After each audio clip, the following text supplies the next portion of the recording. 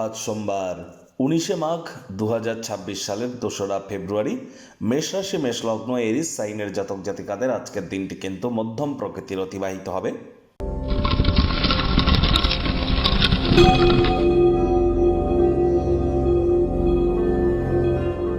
ভিডিওটির শুরুতেই স্ক্রিনে আপনারা দেখতে পাচ্ছেন দেবাদিদেব মহাদেবের রুদ্র গায়ত্রী মন্ত্র।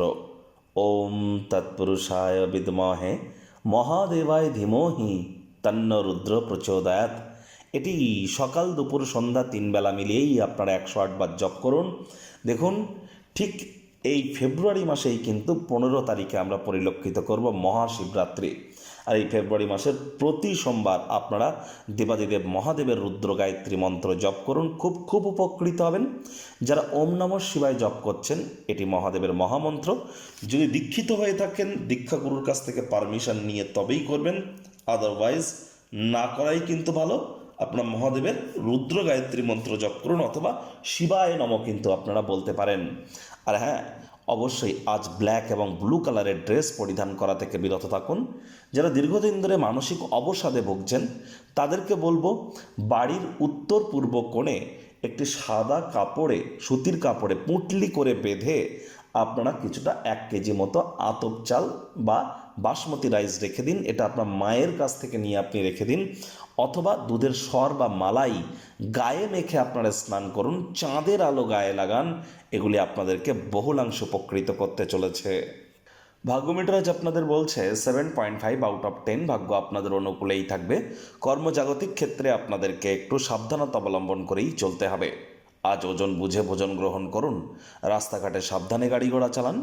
কোনো প্রকার নেতিবাচক অনুভূতির আশ্রয় ভুলেও যেন গ্রহণ করবেন না, হতাশা কিন্তু গ্রাস করতেই পারে।